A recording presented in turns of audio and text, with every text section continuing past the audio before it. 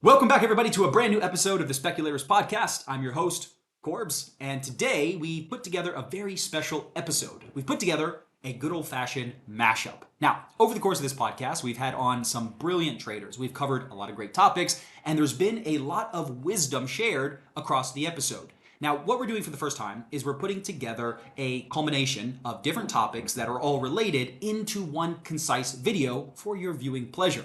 Hopefully we'll be doing a lot more of these in the future. We're working on putting those together, but today's the very first one. And for today, we're focusing in on the topic of paradigm. Now, if you don't know what a paradigm is, we all have one. This is how we make sense of what goes on in the world around us.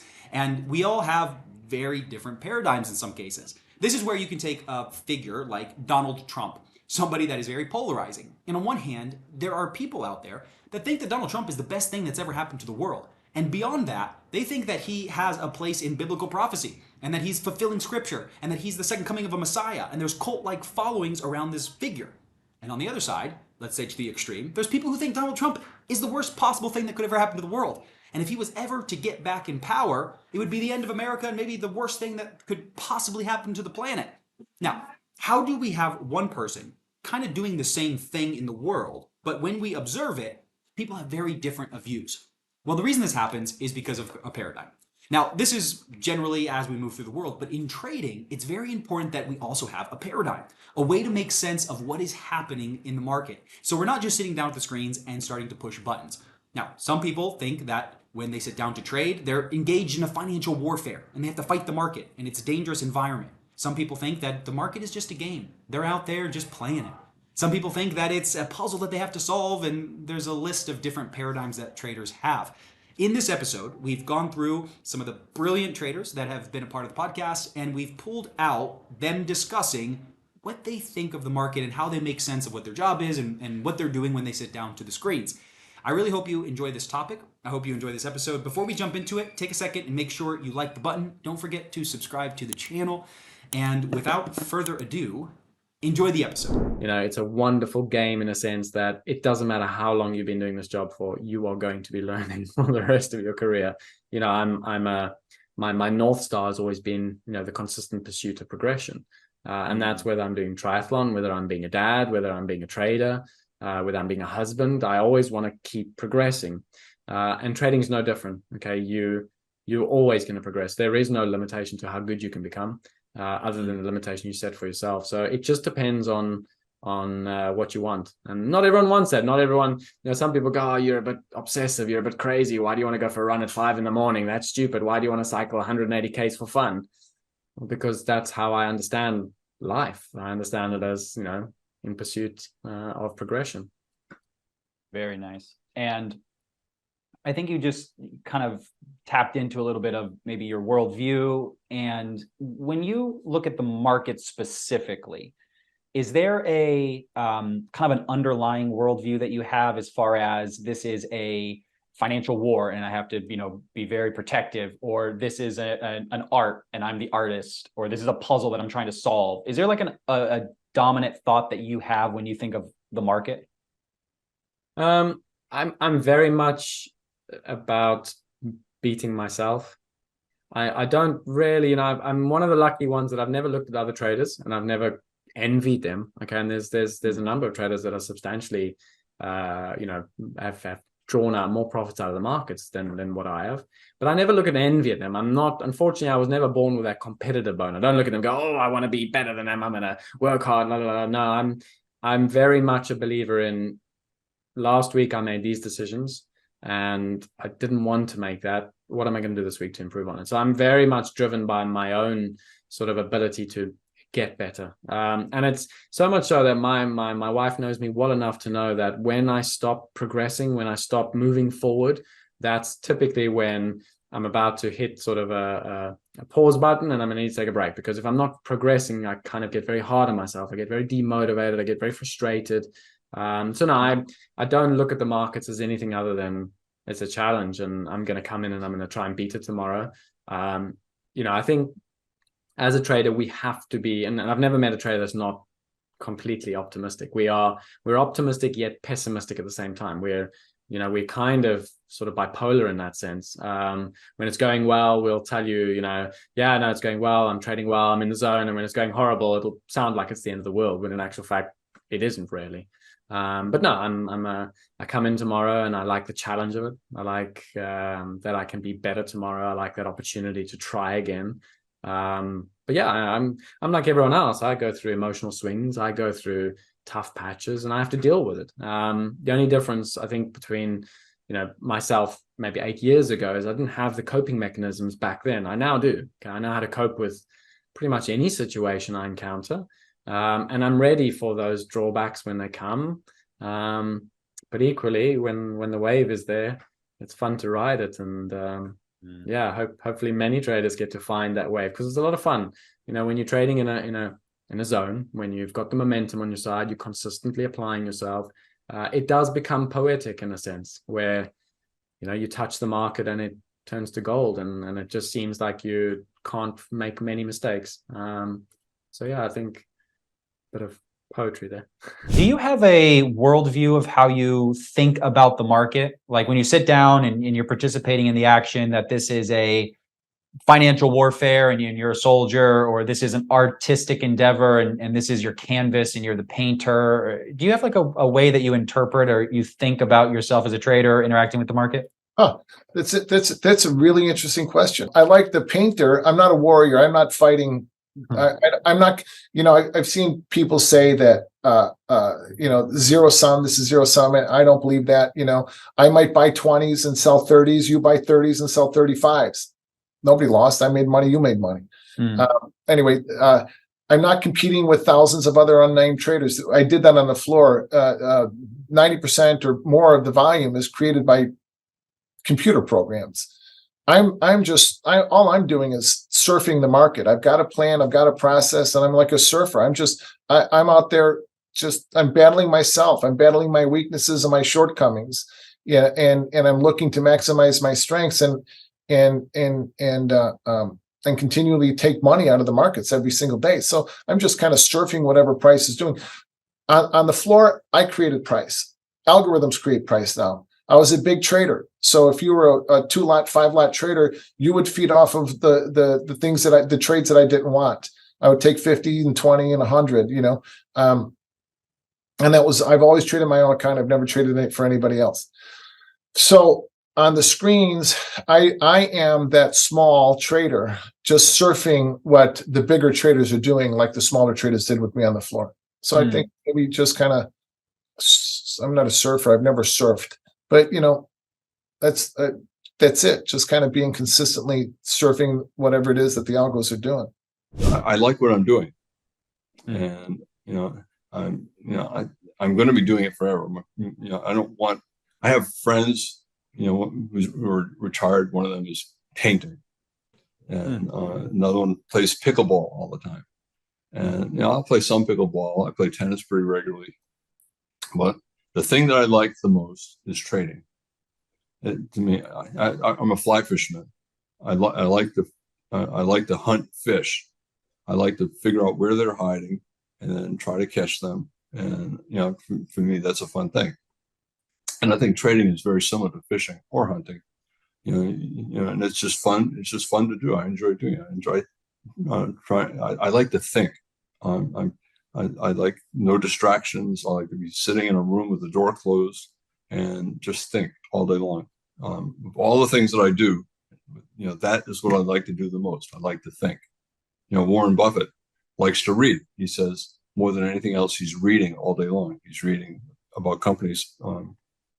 And for me, I like to think about charts, and I like to see them unfolding. And my reward is either I took the trade and I made money, or the other reward is it does what I thought it would do. I find that satisfying. Do you have a worldview or like a paradigm of how you look at the market? Maybe as this idea that, this is like a blank canvas and I'm an artist trying to do something, or this is a giant puzzle I'm trying to solve, or is there kind of like a dominant worldview you have? Well, I mean, sure. I often, mention, for instance, my end of the day routine is, kind of like a treasure hunt. I feel like a 8-year-old kid whose dad just buried coins on the beach and said, "Stay out of my hair, go over there and dig up those coins. If you're good, you'll get $2.47. So for me, it's always a treasure hunt. I'm thrilled. I love looking at the market and uncovering things and figuring them out and trying to anticipate the psychology of what's going on. So when I look at the fundamentals, it doesn't mean that I care so much about the fundamentals, but I view the fundamentals kind of the same as a chart. And by that, I mean, it's all about the psychology, that I'm not looking for heads and shoulders and cups and handles and, things that people look for. Instead, I'm trying to understand the psychology of what forms that head and shoulders or cup and handle, and how the longs feel, how the shorts feel. And then I look at the fundamentals. I say, hey, the company's got what appear to be great fundamentals. One, they might be lying to us, so I'm not going to take it at face value. I think that's another thing. I think you get more cynical the longer you're in this business, because you've seen so many shenanigans and just rug pulls. So I look at it though, and I say, here, the company's seems to be growing well. They're stating big revenues and earnings, and I know that there is a market for people who are looking for those ideas. So we've got 10,000 different growth funds out there, and they're all competing for the same type of merchandise. So if they have these fundamentals that seem to fit those parameters, in my mind, I'm thinking, well, here we've got a group of people who's likely to be a buyer of these stocks and support them because they feel the fundamentals are good. So I have a little bit more confidence in those names if it's backed up on the chart. So that, my worldview is, though, that each stock should be traded on its own merits. I really loathe these relative strength charts where people compare the NASDAQ with the IWM. I don't care. I'm not buying the NASDAQ with Russell 2000 shares. I'm buying it with US dollars. So I want to say, how is it, on its own merits? If the Russell 2000 is in a downtrend, great. If the NASDAQ's in an uptrend, I'm going to trade that. I'm not going to try to, do a pairs trade or something, but each trade on its own merits. And when there's more perceived risk, but I still like the setup, then it just means smaller share size. Do you have some like go-to phrases that you repeat in your head while you're trading to keep you in track?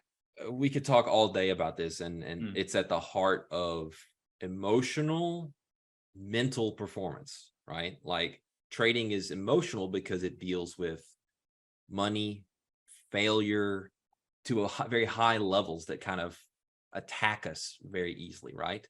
And trading is also, let's call it 100% mental, because we don't really, I'm a firm believer in like getting proficient with your platform and being able to use hotkeys and things like that to be quick, but it's not like it's a bunch of like finger dexterity required to be a good trader, right? So it's all mental. There's so many things to talk about here. Number one, I'll start with, we all start at what I refer to as natural human traders, okay? The things you were just describing are not unique to you, right? You're not like some broken individual that has like problems, right? We all deal with these things. So we're all, it's part of the understanding of this. And everything is about like, let's build up a really strong like foundation of like mental understanding, okay? So one is, we approach this game from a flawed place. We are not wired to do this well, okay? So let's just admit that and sit back and relax for a second, okay? So that's number one. Number two is a big thing to lean on, is that markets are random. That's right. You're hearing it from me, somebody who makes their living trading markets. They're random. Crude oil today was a coin flip, whether it could have just absolutely tanked and gone to my major target, or whether it absolutely reversed. I suppose at the maybe the same time where equities, started to sell off. I don't know what happened. I don't keep up with news. Anyways, whether one of those two things happened or something in between, it's random. I have no idea. All I know is that the things that I can control, all I know is that if we are holding from a bearish line in the sand and I get my shorter term tactical opportunities to enter and put that risk on, it's my job to do so, right? So a lot of people, for a third thing, so we're natural human traders, right? We're not good at this naturally. Markets have an inherent degree of randomness that we will never, ever get around. And a lot of what I'm talking about there is drawn from a lot of like Mark Douglas type teachings. And then like a lot of people get into trading because they think ultimate freedom, flexibility, blah, blah, blah. And in reality, like you've got to work harder than you ever worked anything else in your life. You've got to commit more time. And like my Tuesday that I described to you, it used to look like 16 hours in front of the screens. I kid you not, right? I was grinding. All right, so where else should I go with this? We need to understand ourselves, that we're not great at this. We need to understand superior ways of thinking about markets. We need to learn how to redefine success and failure. You know, it's like any person. I'll go back to tennis again. I put a tweet out about this recently. If you're totally winning and losing is totally defined upon like the actual outcome of the match, you're going to have more nerves. You're not going to be able to perform at the highest level. If maybe you tell yourself something, as you were alluding to earlier, can bring yourself back to a place of, what's my job at hand right here? That's a very powerful, what's my game plan, right? Do I have a valid trade, or whatever it was that you asked yourself? If there's not a trade there, then we're not going to, do something, blah, blah, blah. So laying a good foundation, a changing of your thinking and understanding of markets and what they're really all about and what trading is really all about, rather than just finding that magical formula, whatever. Now you're able to start to evolve in your thinking.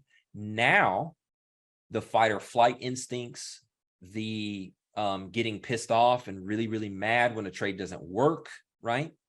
And you did everything correctly on, right? Like one of those trades, it actually literally doesn't swell up the type of emotions that it used to, because you now have a superior way of thinking and understanding. And you are more like, let's say, the casino that doesn't start freaking out and flipping out just because some dude walks up and puts $5,000 on black and it hits, right? Should they start worrying about changing the game of roulette or doing something? No, it's a loss. That's what they're there to do. Give him some drinks, he'll give it back. Let's keep the sample size going. Sample size is important for traders too. So anyways, I'm rambling here, but it's just such a thing I just feel so strongly about. It's a major, major issue for traders. We just have to start to think about what we're doing differently, so that the emotion isn't so strong and we don't spend the majority of our day trying to muster up some form of willpower to not do the right things. We can actually, to a certain degree, we're never going to be perfect, but we can rise above, at least in terms of severity, of those emotions that naturally flare up in trading and whatnot. Yeah, but 100% agree. And I think it's very nice. You said a couple of things that have been very interesting to me as of late. One of them just being what trading actually is. Like, what is our actual job? What are we actually doing here? I think there's a massive disconnect from people that want to start trading and just understanding like, what is the, like, almost like, what is the worldview here of how we view what we do and what our job actually is. And you also said rethinking what it means to have a successful trade, to win or lose. Yeah, and it was very wild to me. I just take a break from it kind of recently, but I was doing this kind of like live stream on YouTube every day, and it was amazing to me how many people reached out to me to say, I can't believe you're actually showing the trades that you took. And to me, it wasn't this thought of like, oh, I'm embarrassed that I had this losing trade. And people commented on it all the time, not even necessarily in a negative way, but I think it was like this shock of, how many losing trades that I have, or how many trades fail, how many trades don't work out. And it's such a normal part of the day of like my trading experience to have trades that, one out of every however get in and go straight to target. Then there's this wide variety of almost there and don't get there, immediately go against me. And I think that is not talked about enough. And there's a very wrong expectation about what the burden we put on ourselves to try and, in this environment where it's going up and down and where we truly have no idea. I think it's not about perfecting analysis that should lead to a winning trade result. That's not what trading is about. But I think that's the love affair when people get into it, is they try to find that the best system, the best magical whatever. And I do think there are analytical tools that are better than others, right? I think you and I would both agree that profile it can be a tremendously powerful market worldview to lean on. Profile we trust. Yeah, much more so than, let's say, Elliott Wave or something. I would, I never really met a great trader that would disagree with that. So there are better tools in some senses of the word, but that doesn't mean there's one tool, or if you don't trade with profile, you can't make it happen. Like that's just not the case. But it's really, really important to move past the amateur rookie level of thinking that the better your analysis you can get to, that your trade should then work. That's toxic, right? That will only lead to, where does frustration come from? A disconnect between what you want to be and reality, right? And if you want the trade to work, and it should work, and it doesn't, now you lose the whole purpose of any trader psychology, which is objectivity. When you lose objectivity, you can't see the truth of the reality of what the market's telling you at the hard right edge. Now you're doing things like we call, on tilt or whatever. We have a saying, I should have worn my shirt: do less, do it better, do it bigger. Do less, like take less trades, listen to less nonsense, cut out the fat. Do it better, which means get better at the things you're good at, drop the shit that you suck at, trading strategies included, and then get bigger. You want to get bigger in those best setups. You don't need to add more trades. Like you said, you don't need to. I want to take a quick break from the episode to talk to you about TradeAct. If you're on the trading journey, and if you're really about this life, you know that it's not easy. And if you're feeling lost in your trading, maybe you're not getting the results that you want, maybe you're lost and you don't even know if you're doing the right things and if you're heading in the right direction. Don't worry, TradeAct's here to help. From our flagship product, the Profile Method, all the way to our entry-level product, the Profile Formula, there's going to be something for everybody, regardless of where you're at in the trading journey. TradeAct is my company that I help start. All of the content that I create, all of the trading that I do, it happens right inside of TradeAct. So if you're ready to take your trading to the next level, click the link below. You can get started today. Now let's get back to the episode. I mean, you work with traders. I know you talk to guys every day.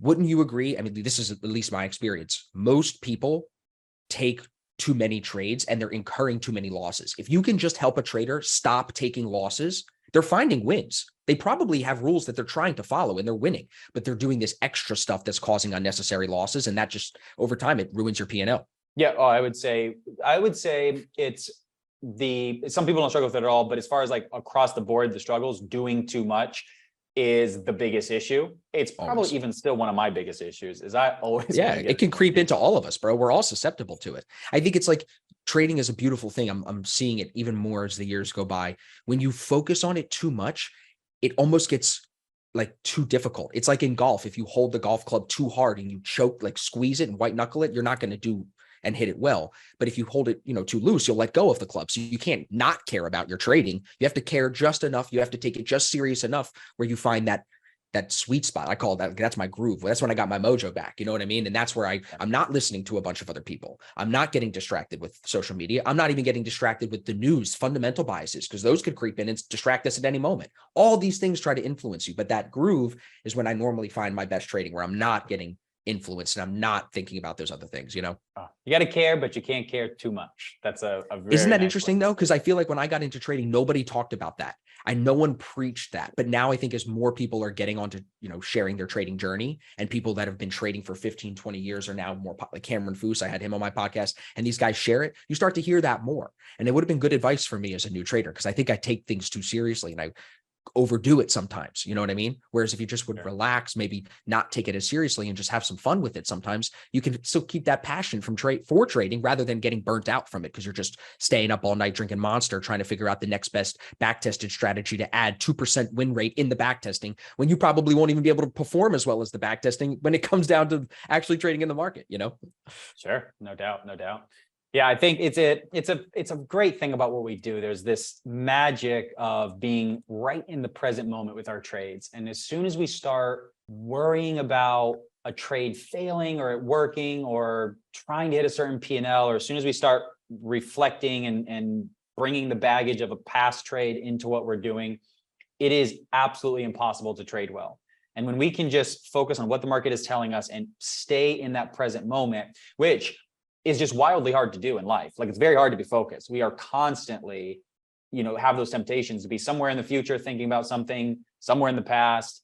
And this is something I'll be somebody who can just focus on the future forever. Just think about it, dream about it. And this was a big issue for me where I had to rope that in and be like, all right, visit the future so I know where we're going, but let's bring it right back to here so we can get done what needs to happen. And it's a like really a good point, bro. microcosm of that in our trading, you know? Yeah, it's a really good point. I think everybody should listen to that twice because most people don't fully grasp that.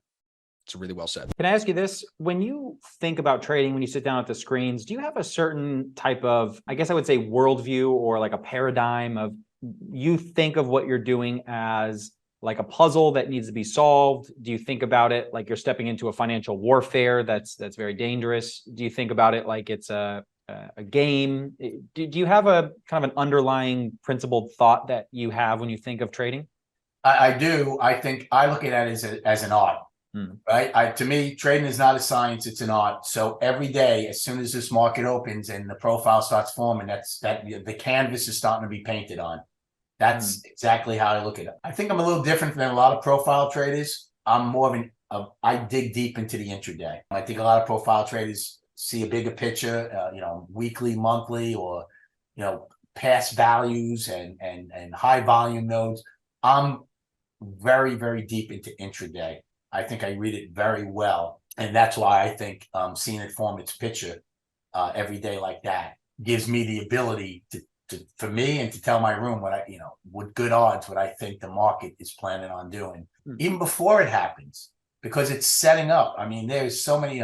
It's like a spoke on a wheel, and there's 20 spokes, and all that market generated information is on there. And when one side is really skewed, then you got to be on that side. When it's mixed and there's mixed MGI, well, then you either step away and don't do anything, or you look for rotational days. I tell no trade is a trade also, right? It's the money you keep, not the money you make. I know these are all sayings everybody's heard, but nobody really, I think, digs deep into them. One of my favorite ones, Corbs, is I like to make believe I'm a lion waiting in the tall grass and waiting for my prey to come by me. I don't want to be running all over the Serengeti trying to catch something. Yeah, let it come to you, and that's what I try to focus on. When you're looking at the market and you're sitting down to trade, do you have an overall kind of worldview? Like maybe you look at this as a financial war that's dangerous and everybody's trying to kill each other. Or do you look at this like an art and you're an artist coming in trying to paint a beautiful picture? Or do you have like an underlying kind of view of the market this way? It's funny you asked this. I've never been asked this question. Like, how do I view it in general? It's funny. I'll talk my way through this because I don't really have an answer right now. And part of this is I see people bickering on Twitter about who's right or who's wrong. And I always look at it as like, man, I really don't care. I don't put myself through trying to be right. And, like I said, NVIDIA right now, everyone's talking about that, or S&P's in a bear market. Oh no, we're in a bull market. I mean, I always look at it as, I don't really care about that stuff. I mean, I do in some ways, but really, when it comes down to it, I spend so little time thinking about those things that, I see these YouTube, guys putting stuff on YouTube with like, fire's coming up, the world's burning, right? Or this is happening, the Fed is about to ruin your life, or this is the most important CPI of your lifetime. And I'm always like, okay. I mean, at the end of the day, I think when you do this long enough, you just look at it like this. We're not out here solving world problems. What we're trying to do is we're trying to make money as traders. We're here because we are capitalists. We want to come in. We want to be in business for ourselves. Most of us are really hard workers. We've got dedication, and most of us are good people. Like we come in and we just want to go out there and we want to make a buck. And so I look at it as, if I look at it in a divisive way, it doesn't make me feel good about what I'm doing. Like, I like this business. I love it. I fought to stay in it at the beginning of my career. I fight to stay in it today. I look at it more as a challenge for me and myself. How disciplined am I in what I want to do? How good can I be? And I look at it more as a challenge for me to compete than anything. I don't look at the market as any sort of evil thing. I look at the market as opportunity.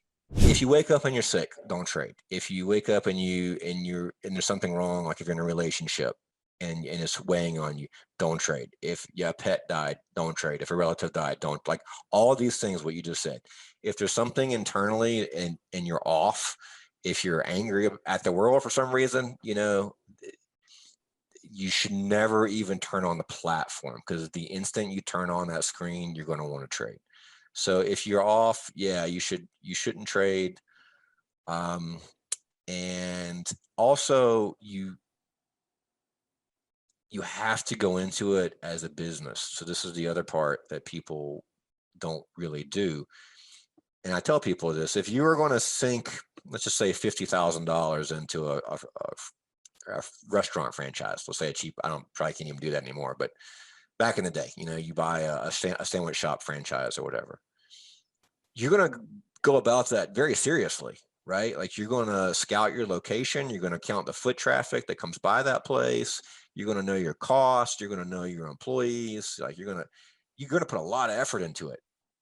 But the same people that would do that would also put 50K in an account and just swing for the fences. They don't treat trading like a business. You have to treat trading like a business. It has to be viewed as, I am in this to make money, full stop. That's it. That's the only thing that matters. I don't care about ego, and the day-to-day results are only relative in the sense of a year-end result.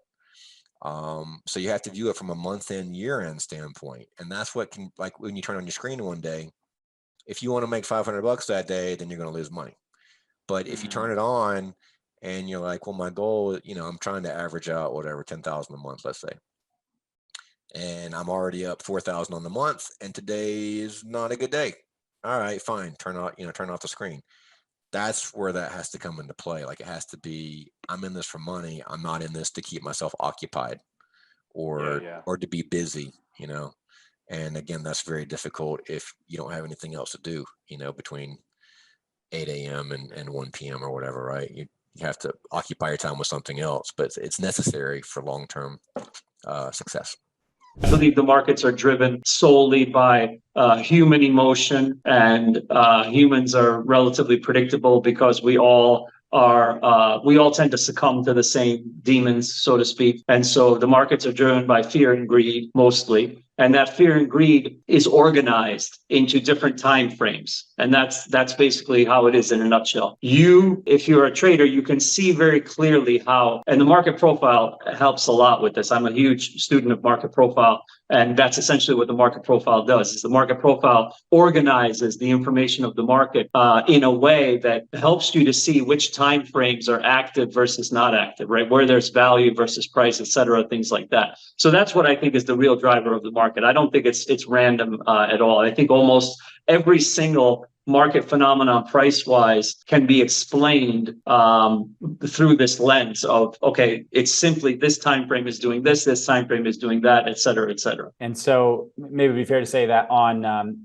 certain time frames, there are noise where we could say maybe that would be random type action.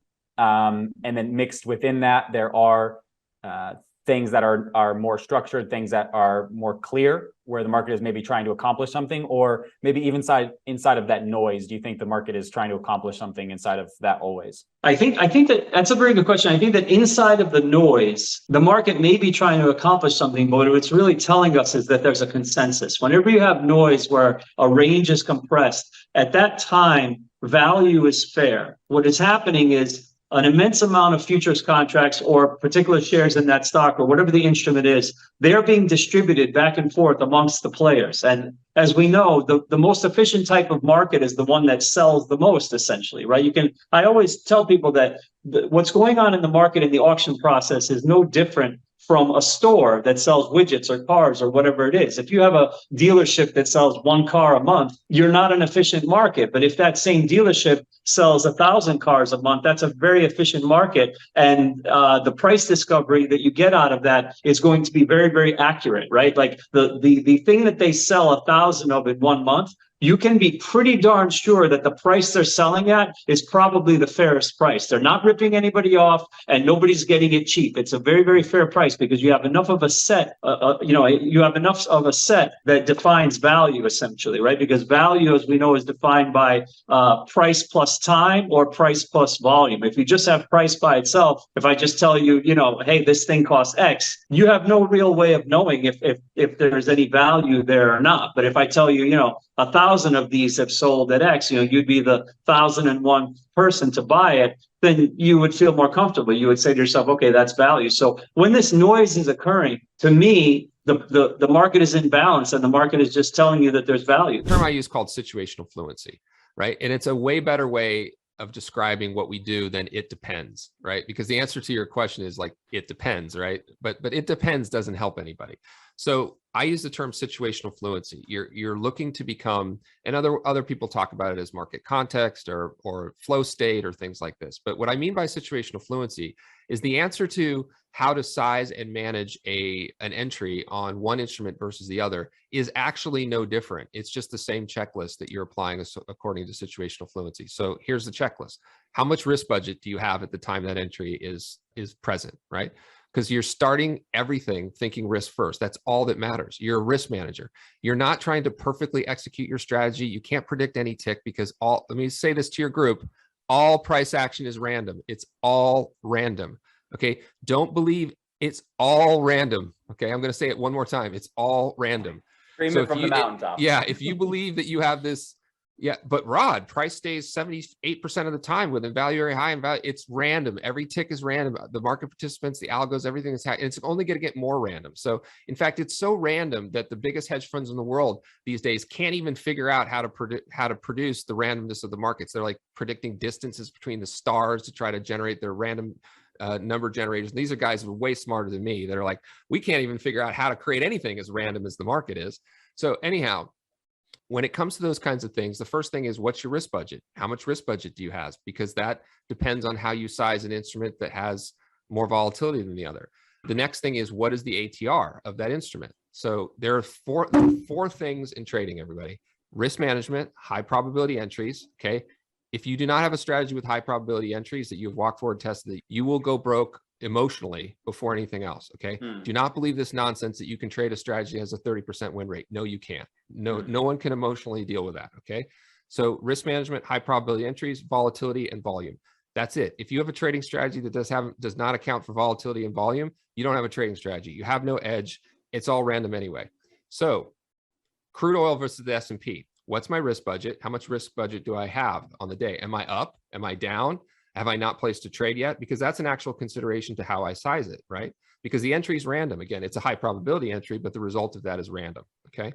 So this will be a crazy thing. I've traded for 26 years, millions and millions and millions and millions and millions of contracts without a stop, okay? I'm a risk manager. Of course I take stops. Of course I manage the risk, but I don't enter with any kind of pseudo risk reward ratio that's just in my head. That's basically nonsense. Like, this will be my target and this is where my stop is. That makes a lot of traders feel good. It's all nonsense. So do you do everything within the context of the situation? So the situation dictates everything you do on every decision you make. So the reason I mention poker a lot is because the most elite poker players, the most elite chess players, the most elite players in any game, that's all we're doing is playing a game, are thinking ahead of what their competition is going to do, how they're going to play out the entire thing. So if you're going to get involved in a hand, if you're playing poker, it sounds like you don't play poker, but if you're going to get involved in a hand against a very other talented player, before you even think about how that hand plays out, you have to understand, what's my chip size? How is that player running? What's going on? So it's all about situational fluency. And then you can do all this stuff before you're ever concerned with the chart or the instrument or anything like that. What's my risk? Is it a high probability entry? And then everything from then on just goes back to number one, as Warren Buffett said, 2 rules of trading: don't lose money. Refer back to rule number 1. Strangely, I mean, everybody thinks of me as a trader, you know, with all the stories about me and the interviews and everything else. But in reality, I've always thought of myself as sort of an engineer that was running a data processing facility that happens to, as an outflow of all that data processing, send orders into brokers and get fills back, and, you know, a lot of data going back and forth. But I've always thought of myself as a data processing person rather than a trader. And I think because of that, my focus has always been on trying to run the business. You had to deal with employees, had to deal with, you know, data getting messed up or not having errors in it, and finding ways of checking and making the data more clean. and that pretty much fills up your day. So when you get really down to trading, as in, like the perfect definition of making a decision, sending an order, getting back a fill, let's say, that becomes a very small part of my day. So I've always thought of trying to be a little bit more long-term in my strategy, because I didn't have time to sit there all day long and watch, the screens. When you think about markets and you sit down to trade, do you have a worldview that you bring into it? Like potentially I'm sitting down to financial warfare, or I am, this is an art that I'm doing and I'm a painter, any kind of like a underlying paradigm that you approach the market with? So I always had a problem. My education is, how do I say that? My father was a member of the German Communist Party, and my education was very left on the liberal side, I would say. Yeah. So going into the financial markets is obviously the complete opposite of that mindset. Yeah. So I had to reframe it for myself. Otherwise, I would have kept sabotaging myself. So the way I do it is simply when I make money in FX, I take it away from the banks, and they have enough money anyway, and they're the bad guys. So I mean, all good for me. You only need a belief that works for you, and you can believe anything. You can kick out all your beliefs and fill your brain with completely new beliefs, and that works very well if you do it in the right way. So for me, I'm basically Tyler Durden, who's trying to blow up the banks by making shitloads of money, and I don't have any problem with that, so to speak. I think it's always funny when people say, "Oh, look at Bernie Sanders. He's a communist or he's a lefty, but he's also a millionaire." That doesn't go well together. I say that goes very well together. If a person works hard, let them earn their share. That's totally fine. Yeah, and you can still be pro society and don't be an egoistic idiot. Yeah. It's you said something that was one of the best things I've heard in a while. You said you only need a belief that works for you, and you can believe anything.